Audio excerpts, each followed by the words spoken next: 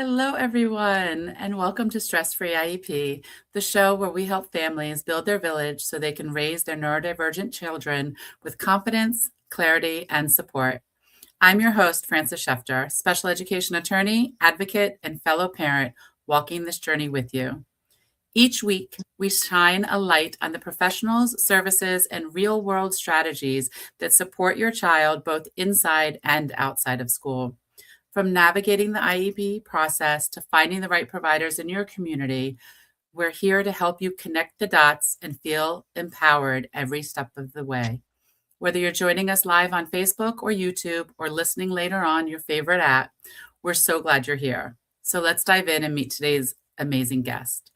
Sue has been a special education teacher for 20 years, and she is a prior owner of Learning for Life Tutoring Company in New York City. She also started a learning center here in Vienna for kids with disabilities called Asset Special Education, and is also a special education advocate. She leads with empathy and compassion to help children make progress. Hi, Sue. Thank you for being on the show. Thank you for having me. So from New York to Virginia, but still doing, and tutoring to advocacy. I mean, obviously they lay a hand, but what made the move? I don't know. I always loved teaching. And I don't know, the advocacy was the natural progression. I have a master's in special education. I also have a master's in administration and supervision from UVA with a concentration in school law. So my dad was an attorney. My mom had learning disabilities. So it only makes sense that, I'm in special ed and advocating for parents. It seemed like a natural progression. Even through the tutoring, a lot of parents have brought me IEPs. Can you review this? Can you help me? Does this look right? And because I'm working with a child, I'm able to do informal assessments and take data to determine, are these IEP goals appropriate? So it really starts with, are the goals measurable? Are they appropriate? And then, I've learned to take a deeper dive based on, my own clientele. So it's really a privilege and an honor, and it's a lot of fun. So I'm really enjoying it. Yeah. And to understand the IEPs, because I had somebody ask me one time, like, hey, can you tell me if this IEP is appropriate? I'm like, where's the evaluations? Like, no, I can't just look at an IEP and tell you if it's appropriate. I can tell you that it's missing X or Y, or I don't understand something, but I don't know if it's appropriate for your child if I don't have some basis of who your child is. Right. Yeah. And I'm noticing a lot of, several of my cases, this is the busiest time. I don't know about for you. It's the busiest. Oh, yeah. For me. But I've been given a lot of 504 kids that are really IEP kids. And I'm noticing, a refusal to test students, even if they have multiple disabilities and their grades are okay. But then when you take a deeper dive, they're really struggling. They're struggling keeping up with the classes. They're struggling with executive functioning. They're struggling maybe with speech issues, with organization.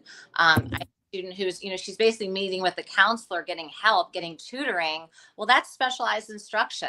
That's not a 504, which is just, as you know, a Civil Rights Act supposed to give an equal playing field to students that may have a medical or physical ailment. It doesn't have to be a disability. But, in this case and several other cases I have, they have autism, they have a learning disability, they have depression, they have anxiety. And some of these special education chair people or director of special ed are refusing to test. And so my argument is, no, if we have a suspected disability and we have areas of need, they have an obligation under IDEA to test in all areas of suspected disability. So, we're not going to accept, in the nicest way possible. I'm not an adversarial person. I'm not an aggressive person, but I am assertive, and we're not going to allow certain people to be gatekeepers of testing. Right. That's what I've noticed over time. It's unacceptable and it's unlawful. 100%. And I get that often. And usually what I tell potential clients or people that ask me is like, if they tell you no to testing, say, please provide a prior written notice of what you used to support the decision of no testing and why you chose to not test.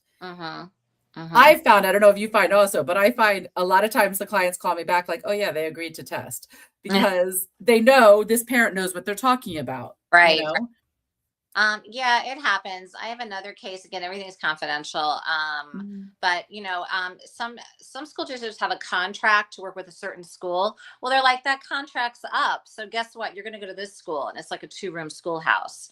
So again, we have to also look at the law. Also talks about the least restrictive environment. So I want parents to know your child is supposed to be in the gen ed environment as much as possible, as long as they're making progress. So if we're going Yeah. to consider a more restrictive environment, like a very small school, right, Mm. without age appropriate peers, where's the data to support that? And again, that would be in the So, prior written notice. But yeah. I'm totally like bamboozled that I go to these IEP meetings and the special ed director is telling us where that child is going without any data, not knowing the child, no relationship with the child, Yeah. not looking at the testing, and not even including anybody. And we're all sitting there, but we have no say in the meeting. So it's really astounding, what's It going on. is. So I'm glad that we can make a difference for these parents, because I think it's so important. 100%. And I don't get that as much, obviously, because I'm there and their lawyer is there in central office. So it's kind of, at least they pretend that they didn't predetermine. Uh-huh. Um, but I have had meetings in which the principal has said things and I just look at the other attorney and the other attorney's like, can you and your client step out for a minute?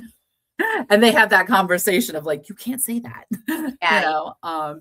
But it's, like, I always say, like, advocates are great. Advocates are, I think you guys are phenomenal. There's definitely a place. As long as the advocates know when it's time to pass it on to a lawyer. right, right. No, I need to pass something on to you. We'll talk later. Okay, we'll talk later. Yeah, but that's the thing. Like, I've had too many times that I've had clients to come to me and they're like, well, we've been working with this advocate for 2 years and there's been no movement. I'm like, 2 years and no movement? Okay. Like, I come in and no, it's not always in one meeting, but it's usually within a 6-month period, we get at least some movement, whether that means we're filing for due process or what. There's at least something. I mean, like, yes, we know there's a process. It takes time, but 2 years when Yeah, looking at, yeah, it's a yeah. little long. Ridiculous. So on my website, I think I have, I really try to be affordable to parents. I'm kind of a retired teacher. I have this learning lab here for, that I do mostly just pre-K to grade 6. I have another teacher that helps me, but, I have like a 5-hour package, a 7-hour package, a 10-hour package. And I'm realizing even in 5 hours, it's really not enough time. What I typically do is I can do a free intake call, at suespecialed.com. I'm happy to talk to anybody for free. But once they purchase a package, I send a contract. And then I usually just do look at the records reviews first. And so they send me anything within 1 year. And then I'll do a Google Meet consult for about an hour. And then a lot of it is emails. I take a deeper dive into wherever it is because I'm working nationally and look into the school district. I might try to get, someone in the compliance office involved, or talk to the, special ed director or whomever I think would be helpful. And then it usually, I'll attend the IEPs virtually. So that's pretty much how it works. And I try to get things done, but I think even 5 hours is really not enough time depending on the Yeah. issue. But sometimes it's enough, but it's rare. Um, Yeah, not from initial intake. I'm just thinking about usually we're about from initial intake to review because we ask for 3 years of documents because we need to okay. see the whole because usually when we come in, we're talking about like a placement change or so we're looking Right. at what's been going on, what data do we have to support. But yeah, I mean, I'm thinking 7 hours usually, and that's attending meetings virtually. That's not in Right. Right. person. Right. Yeah. Um, is usually where we are. And that's, yeah, 7 to 8 hours, Yeah. which is reasonable. But it's I always have clients asking me about flat rates. And I'm like, I can't do a flat rate because you can't say I'll attend the IEP meeting with you. Because I've had IEP meetings that are 45 minutes. I've had IEP meetings that have been scheduled twice, and it's a 6-hour IEP meeting, Right, right, right. you Yeah. know? No, And it's just not, yeah. I mean, I always tell parents, so anyone's listening, do not agree to an IEP that's less than an hour. It's not enough time. Yes, you're going to have Yeah. to pay again for someone to be there. Mediations last longer. Make sure you have 1 hour. And I'm not a big fan of these hard stops. I see that happening. So, I see a lot of lack of meaningful participation mhm. with from the parent, which is required by law. I've had, people invited to the IEP and try to lead the meeting who don't know the child, have no relationship with the child, don't provide services for the child. And of course, school districts can invite whoever they want. But I'm thinking, like, why is this person here? So, in a very Yeah. respectful way, we need to limit participation from people who don't know the child.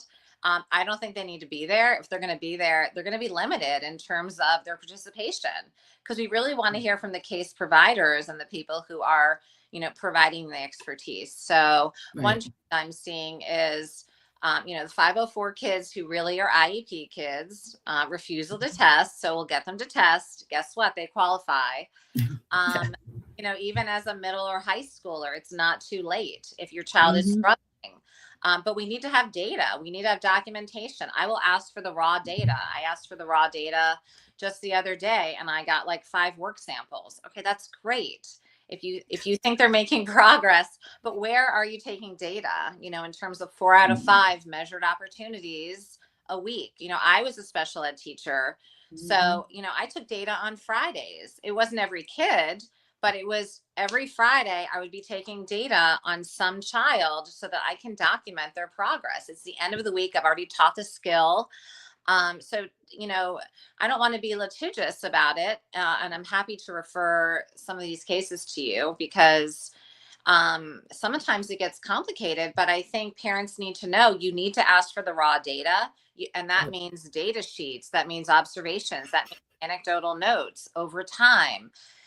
Is your child showing progress? And we also need to be very mindful about these computer-based technologies. I don't know if they're involved in any of your cases, but here in Fairfax County or in Virginia, there's Lexia, which is great for phonics. It's great for supplemental, but it's not an intervention. There's no Right. substitute for direct instruction that's systematic. That's what I do here in the Learning Lab. We use the Wilson program. We use UFly. I use a combination of things. It's systematic direct instruction in phonics. That is the benchmark. That's the baseline for reading. So if think you're going to put a child on Lexia or a computer-based program, Can't do it. 45 minutes a day, and they're getting 15 minutes of instruction, the research does not support that.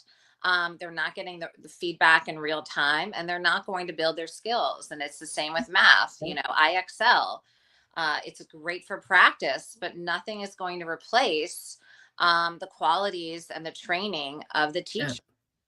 So Yeah. parents need to be very aware of who is the teacher. That is the one most important determining factor in your child's Mhm. progress. And what are the skills and training of that teacher? And if Right. they're doing this program and it's not sufficient, it's for comprehension, what programs do you have access to in your private school, in your public school, that are going to teach, multisensory level phonics instruction, which we have to demand. If a child Exactly. low in phonics, we're not going to accept these computer-based supplemental programs to teach children Yeah. because we know they don't work, and we're not going to waste a year. And I've seen it a year later. Oh, they didn't make any progress sitting on the computer. It's unacceptable. Yeah, agree 100%. And that's, I have a lot of times conversations with potential clients and people about where do you want to go? So, like, for example, I had a middle school family come to me that the child was just diagnosed with dyslexia and dysgraphia, um, and needs that instruction. And I'm like, okay, so the reality is they don't have the personnel and the staff in middle school to teach your child the way he needs to be taught is the first thing. Second thing, how much they would have to be pulled out of other classes to really make progress is something to consider. I said 100%, you can pay me. I will get you an IEP. I will get the services on. But in reality, you need to just go hire a tutor and do it on the weekends and summer. And get your child what they need, because the school systems failed them to this point. Right. And right now, like elementary school is a little bit better, but middle school is not set up. They have their reading intervention program, but that's Right. usually sitting on the computer, and not enough. Right. It's like read 180. Yeah. Why do we Yep. allow that? I mean, why don't we have people? I mean, phonics should be, I agree with you. It should be, the baseline for elementary age kids. But if it's not, why don't we have the resources? They certainly have the money Yep. to teach those skills, in middle school. I mean, you can't let a child graduate from high school really, reading on a third or fourth grade level. To me, it's just unacceptable. Right. And So, that's what the schools do, is that they push them on. It's like, oh, well, the next school can deal with it. And it's so frustrating. And I don't know if you know this or not, but it shocked the heck out of me that reading specialists have absolutely no training mhm, on teaching kids with learning difficulties. right. They don't have that special ed training. And then our special ed teachers don't have the specialized training on teaching reading. So it's like you have two Mm, jobs that you need them combined in reality to teach these children. yeah. No, yeah, I was aware of that because the reading teacher worked next to me when I was a special ed teacher. I mean, they have a lot of strengths too. I think. I Oh, mean, yeah. I learned a lot in the reading room. I used to go into the reading room and like take all the books. Yeah. And they were specific skill areas like using the context. Those are all direct instruction too. Using the main idea, making inferences, drawing conclusions. Those are all important. But if a child can't read, I think there's also reliance on the headsets and listening, and they're doing Yeah. well on their SOLs because they have the audio.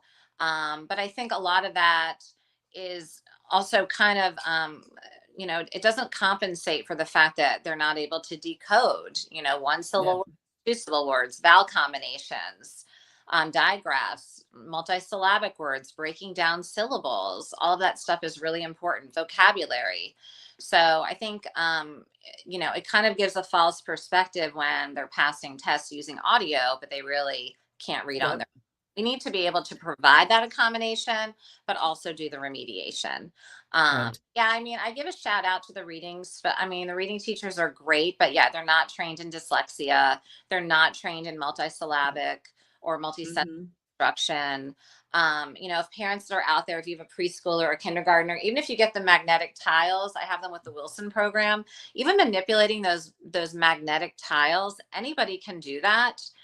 Yeah. Um, Changing one letter to really develop, and creating nonsense words too to really develop a strong sense of phonics. I mean, it's easy Yeah. for me to say because I've been doing Right, it for a exactly. But well, million and years, it's but yeah. it's a start, and phonetic Mhm. features, primary phonics, all that stuff is really, really important. A lot of parents ask me. Yeah. So those things are really important too. Yeah. And I'm not knocking reading teachers or special ed Right. teachers. It's just so interesting that the trainings are so different. I mean, I've said it before, like my undergrad's in early childhood and then my master's in special ed. And I remember sitting in my master's classes, special ed classes, I'm like, why didn't they teach this before? Like this is good teaching. Yeah. Why is this just limited to special ed? Like if Right. I'd known this when I was Right. teaching gen ed, oh my gosh, what a difference that would have been. Yeah. Right? Yeah. So I went to American University where Sally Smith she was phenomenal with the lab school. The lab school of Washington is the most phenomenal place where I received my internship and my teaching. And I had an amazing reading teacher who basically taught me. I didn't really need to learn phonics. I didn't have trouble reading growing up. But she taught me so many different things that I've used with my students about, what's a diphthong, what's a double vowel combination, and doing it in different ways. And the other thing I really want to empower parents too to know is kids need repeated rehearsal. They need lots of practice. And I don't just mean dyslexic kids. There's a lot of research about kids with autism, kids that have that are ID, that you think, oh, they're only going to learn sight words. I don't really agree with that. Right. Even kids that have a lower IQ, they need to learn phonics. They need to Yeah. break down the syllables, clap them out, slice them, scoop them. We do in Wilson, we scoop the syllables. I mean, All of that is really, really important for the foundation for reading. And Yeah. then comes the fluency, then comes the comprehension. Right. Yeah, I it's remember, yeah, I remember as a kid, we always played games because, back when I was a kid and we would do road trips, there were no electronics. So what do you do? And, the license plate game, of course, but one of the games that we loved was the animal game, which somebody names an animal and the next person has to name an animal that begins with the last letter of the oh, one before. So now we're working on beginning and end sounds. What oh, is it? What great, letter is it? And if it's a silent E, we can have that, and so like those were things that my mom did just naturally. That's what she did. She was not a teacher, like in any means. She was a bookkeeper. She was a numbers person. But it was a game we played, and I'm sure that helped. We used to do rhyming games, like, bay, K, day, and like, what else can we do? And what would it be if it was a J? And those things, which are fun games as kids. I right, didn't look at it. I didn't look at it then of like mom's making me learn. It was a right, fun game we played. yeah, Um, and I do it with my kids now and they love it. Although now they've made it the anything game because just doing animals was too hard. So which is fine. We're still using beginning letters and end letters. But it's like little things like that I know that parents can do to right, help support them, yeah. Yeah, I mean, I remember when I was in elementary school, one of the best things, and again, this was like very new, I think. I was, a long time ago. But I remember I did a project with this girl and it was called, I don't even know how it came about. It was like we wanted to do a travel agency and it was called Travel Rich. And I remember going to the library, getting like the World Book Encyclopedia and like reading about different countries, and we made brochures and then we presented it to the class. So all that cooperative learning, I think, is so Mm, important because I had to work with this girl. I don't even know how we got paired up, but you have to yeah, communicate, you have to work together, decide what countries you're going to do, and then it was so much more fun. And now I yeah. see, some of these kids that come here, to this learning lab. I'm in Vienna, Virginia, and it's like there's this big fat notebook or workbook. It's black and white. Everything's black and Mhm. white. There's no color. And that's what we're doing. And I'm just like, oh my gosh. And, where are the opportunities in the classroom to work collaboratively with other kids and to create projects, have a role where maybe you're the best artist and I'm the best speller. So let's use our strengths and give kids jobs and develop their social skills working in collaborative environments where they can do projects. Right. It's so funny you say that because my sixth grader was doing a group project. I'm like, oh, okay, do we need to have the kids here? We'll all work together. She's like, what are you talking about, Mom? We just all do it on Google Docs. They don't even talk to each other. They're kind of like, you do this, you do this, you do Yeah, this. And then they go separate and each go into the Google Docs. And there was a point I was like, well, who was supposed to do this slide? She's like, I don't know. And I'm like, so communicate with each other. Like where is the group work if you're all working individually on your own computers? right, right, right. No, I did that at UVA. There was one project and we were all like, and I kind of like disagreed and I just deleted what someone wrote and then I put my own in. That's awesome. It's not uncommon for me. So it actually worked for me because I didn't really want to talk to her about my opinion. I just took her opinion out, but I don't recommend that. Um, it is something that you can do when you're all sharing a document. So anyway, the other thing I want to talk about is too, I don't know if this has come up, but I have many students with IEPs, kindergarten, first, second grade, and we're going, the parents calling me, it's the reeval or it's the annual IEP, reevals every 3 years. And they're like, guess what? She's doing so well in kindergarten. We don't need an IEP anymore. I'm like, whoa, wait a minute. What are you talking about? Oh, she's doing so well. She met all All her right. benchmarks. We're just going to give her a 504 or just dismiss her. And I'm like, wait, Mhm. do you have any data to support that she's going to do just as well without all this support? Because the Right. reason she became eligible is because she was struggling. And when we look at the testing, even though, we have very high IQs, we have, executive functioning issues, we have fluid reasoning skills that are, lower than average. We have working memory that's lower than average. So we want to set these kids up for success. So Yeah. for parents listening, if they're going to dismiss her because she's doing well, we need to look at things other than grades. And a lot of Yep. parents don't know if you disagree with the testing from the school. It amazes me, but ask for an IEE, which is an independent Yep. educational evaluation. A lot of parents ask me about it. No, you don't have to have a specific reason to ask for it, except that you disagree. You may have to wait for it. You may have a list of providers. But schools are doing the bare minimum in terms of testing. They're giving, let's say for ADHD, the Connors or the Basque 3, and I've had them give, the rating scales to 2 teachers. Maybe it's Yep. the art teacher and the PE teacher when she's struggling in academics. Right. Not a reliable source of data. So there's two things. So one thing I want to make sure that parents understand when requesting an IEE. I've had so many times, well, I asked for an IEE and the school said no. I'm like, they're not allowed to say no. There are only two responses to a parental request of an IE, and it needs to be done in a reasonable time. One, okay, we agree. Here is the authorization. Go get the IEE done. Or two, the school needs to file for due process against the parent. Hmm. Period. That's it. They Right. can't just say no. It's not. And what's reasonable time?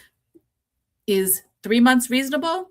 Maybe. Is 6 months reasonable? Absolutely not. Right. And so it's to know when you request the IEE and the school says no, just say, excuse me, give me a PWN then of why you're saying no. And Right. and take it the next level, call the compliance office because they can't just say no. It's not legal. I know. Um, is such a big thing. And then for the kids that the school is saying, oh, they're doing so well, they don't need the IEP anymore. What I always say to them is I was like, interesting, because that's like saying, oh, person A in a wheelchair can get from A to B.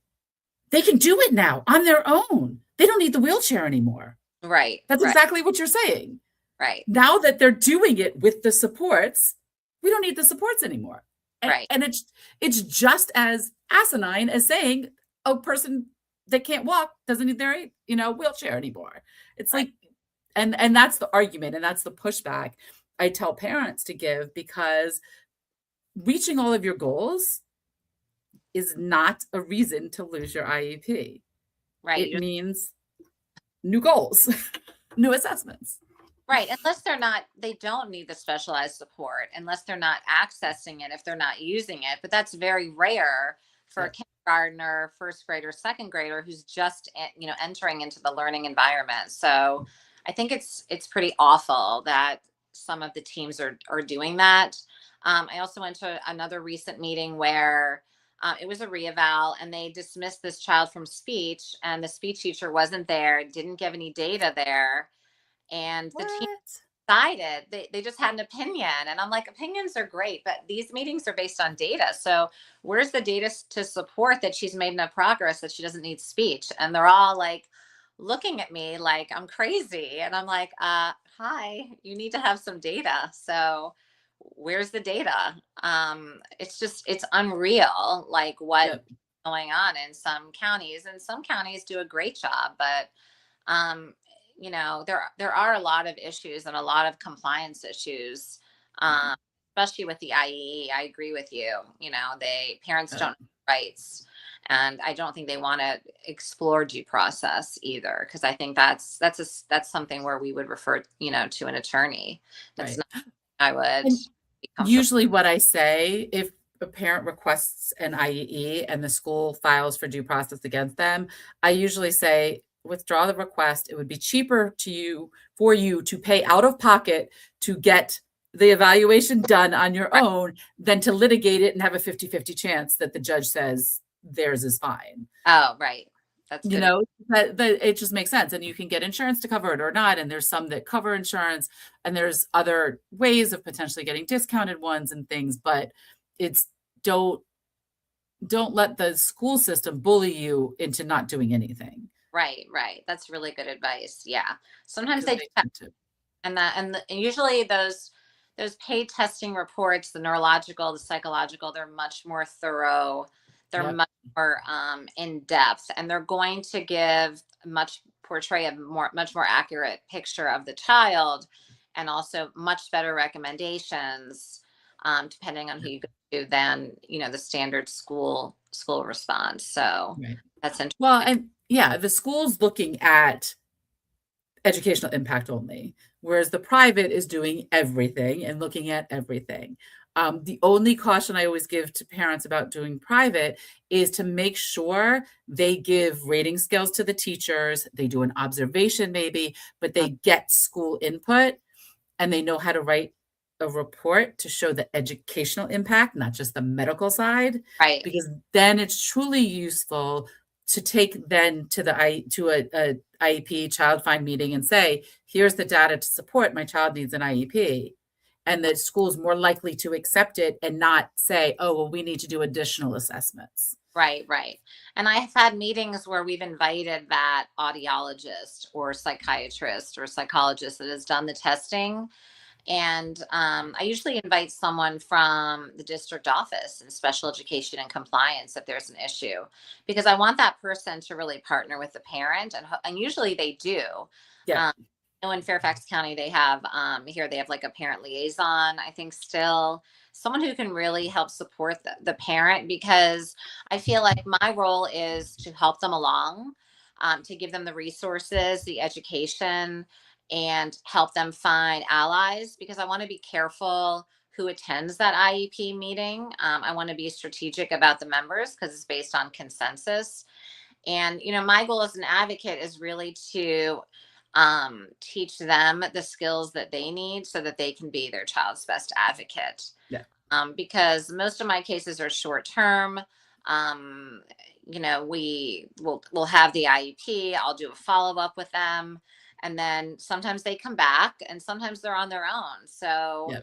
they can advocate and learn something from me for their child. Then I feel like I've done my job.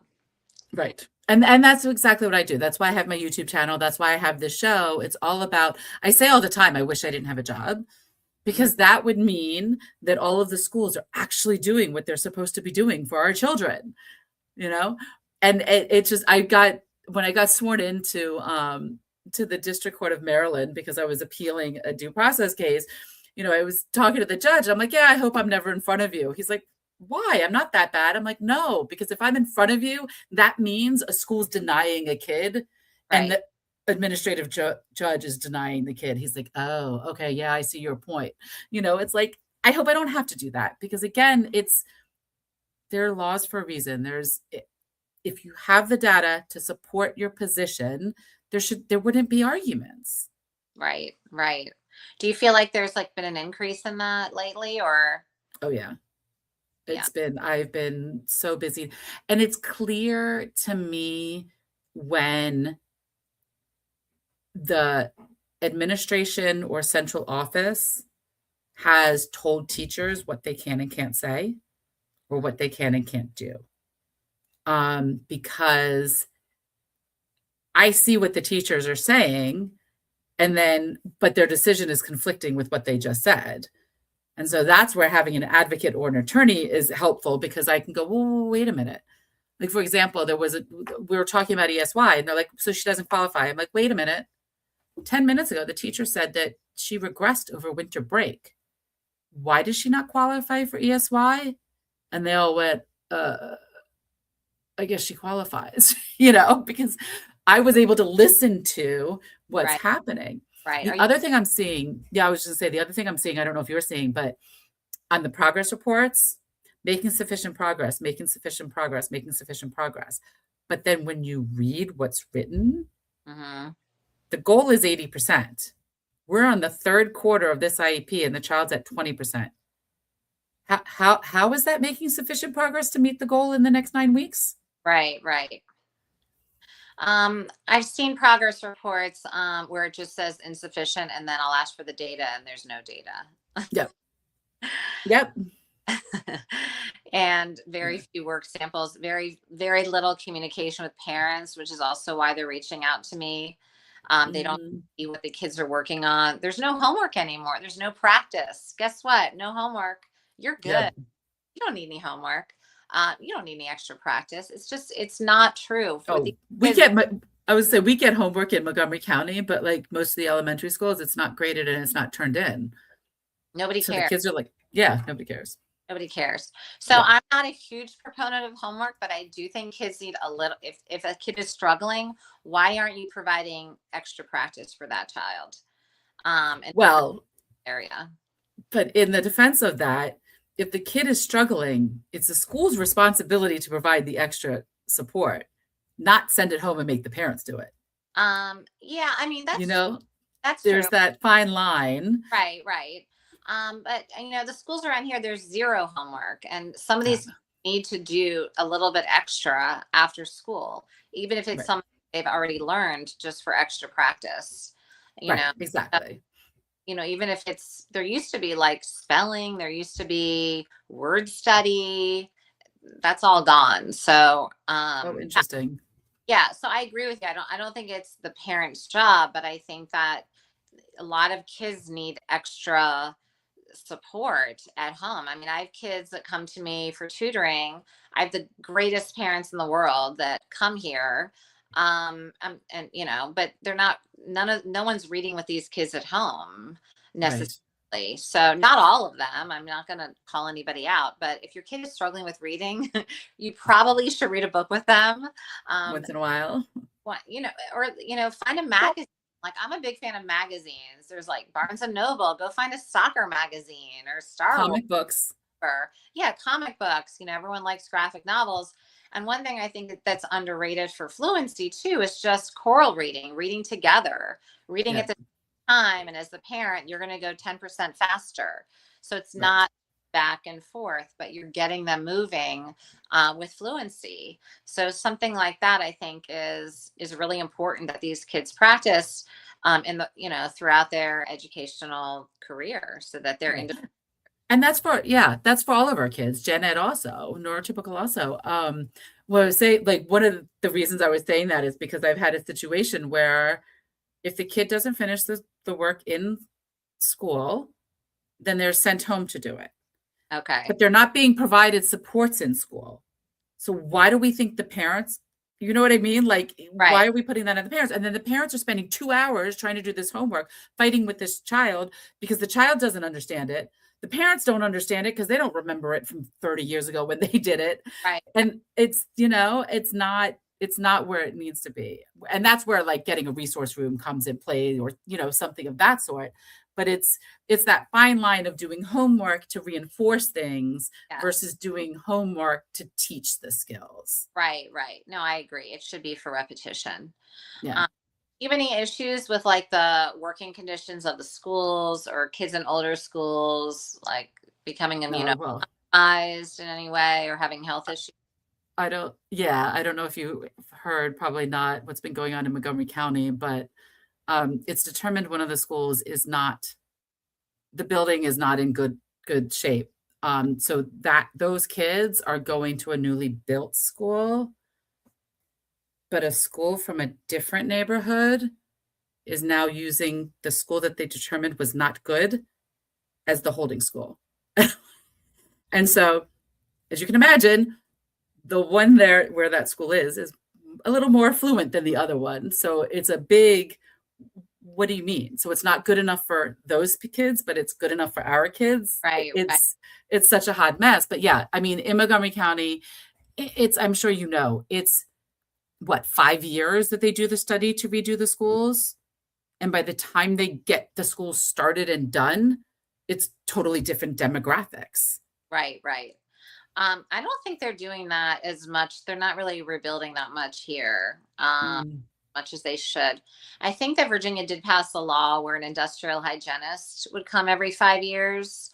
I don't know about any other states, because there's been, I have several cases of immunocompromised children. It's mm, of course, but it's due to the old HVAC systems. It's due to the mold in the schools. There's mice. I mean, parents can do a FOIA, Freedom of Information Act, and find out about mhm. records the last 5 years. You're going to have to pay a little bit for it, but it's worth it to find out, why isn't there professional remediation going on in the schools? Why are we Yeah, allowing custodians to splash bleach on a problem that's not being solved? right. There's exposure to mice, urine, feces, all of that in the air. along with mold, it's toxic for kids. So I do have children, unfortunately, who are sick from being, these are sick buildings. And I don't think the money is going in the right places in terms of remediation, replacing the HVAC systems, and bringing in an industrial hygienist to swab the HVAC, take the air samples. Right. Costs money, but I don't think clean air should be a luxury. I think it should be a necessity in our schools, and somebody needs to oversee it. And that's something that doesn't need the full study in rebuilding the building, like, fine, leave the building. We know it's an old building. We know it's not set up right, but give it clean air at least, No, No, I see. there's trailers too. A lot of the Oh, trailers yeah.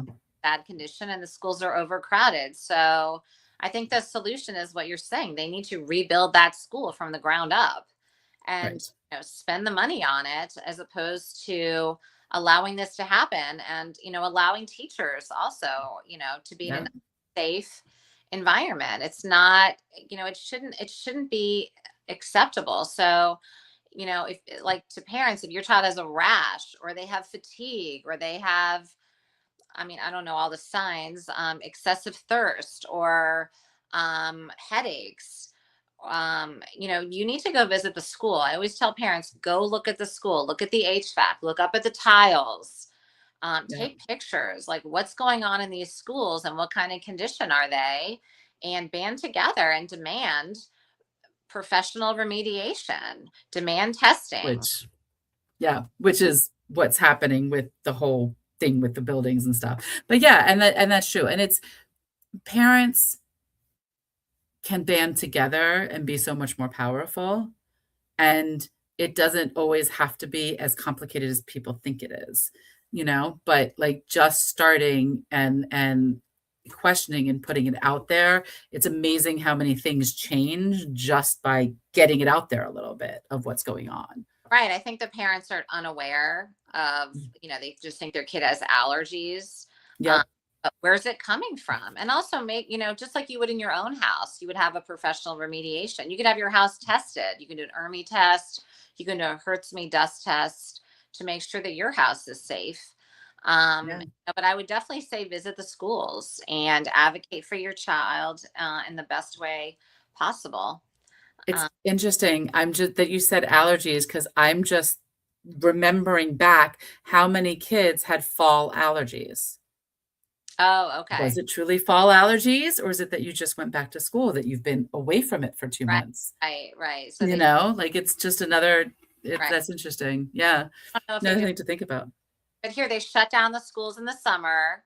It's Mhm. spring hot. Everything's off. All the mold growth develops. Everything's growing, and then they turn Yep. it back on in the fall. Blow it all into the air. Right. Or they'll shut it Yeah. off at the end of the day every day. So Yeah. all those moisture issues, are a problem. I don't know if it's the same in Montgomery County. I'm sure. I'm sure. I haven't looked into it that much, but now I'm curious, especially with my kids at, like, it's just interesting. It's just, but there's so much. And I don't, my problem with the schools is that with the budget and the this and that, it's like they need to use the money more wisely. Right. So to me, And school safety, air yeah, quality, that's number yep, one. Number two, yep, progress. We're not going to have progress if your child is sick every day with yep, allergies, can't come to school and doesn't have the energy to learn.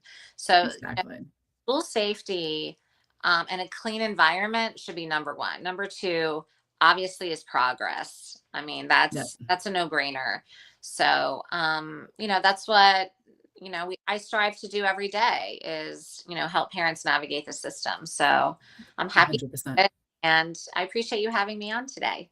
Of course. I'm so happy you are on. Thank you so much for coming on. And I think you said it before, your website address for So people to I'm contact you. specialed.com. I do have an amazing teacher here that helps me with math. I can do the math, but she's an expert in math. I'm the reading specialist. We have a preschool to grade 6 program right here in the Learning Lab in Vienna for the summer. And then for advocacy, everything's on my website, suespecialed.com. It's all one word. You can check it out. You can Don't call me today or tomorrow. I'm really busy, but you can call me on Friday. Fridays off. If you need a free consult, I work with parents all over the country. I have parents in Michigan, in Ohio, Illinois, Indiana, California, lots of Virginia. Oh, I'm really busy. I'm very grateful, and I take my work very seriously. And but I don't fight. I had a friends like, tell them you fight for them, you fight for them. I'm like, yeah, but I'm not a fighter. I really want to work collaboratively. I want to, I have a yeah. lot of empathy. I'm a highly sensitive person. But I'm also someone, just being in special ed so long, I'm not going to back down. I know the law. I Well, know. that's what it is, though. Right. Fighting doesn't mean adversarial, because I say that all the time. Like, I will fight as hard as possible. I'll come in collaboratively and Right. I'm going to play nice and I'm going to fight nice until they tick me off. And Right. then you're going to see another side of me. But I start off, Right. fighting for you, but in a professional, non-adversarial way. Right, right. I guess So, I try to approach it more collaboratively, but like, I guess I see myself as someone who is pretty resilient, just being a special ed teacher for over 20 years. Like, I'm not going to back down. I'm yeah, not going to bend, for what, I think is best for the child. And also, we have to also listen to the child, invite them to the IEP meetings. They know what's going on in class. Um, yep, so we need to listen to the child, and obviously the parent knows the child best. So 100%. all of those factors being involved, I really want to help support parents in the nicest way possible. But yeah, I think resilience is really important. And just, we all need to come together and do what's best for the child. That's the bottom line. 100%. It's all about the child. Yeah. Thank you so much. And You. thank you all for joining us on this episode of Stress Free IEP. We hope today's conversation gave you new tools, insights, or just a little more peace of mind as you support your neurodivergent child. Next week, we're going to have episode 147, where Mary McDermott is going to talk about financial planning for special needs families. Don't forget to subscribe so you never miss an episode. And if you found this episode helpful, please share it with someone in your village. You can always learn more and connect with me at schefterlaw.com or follow along on social media. Until next time, remember, you do not have to do it all alone.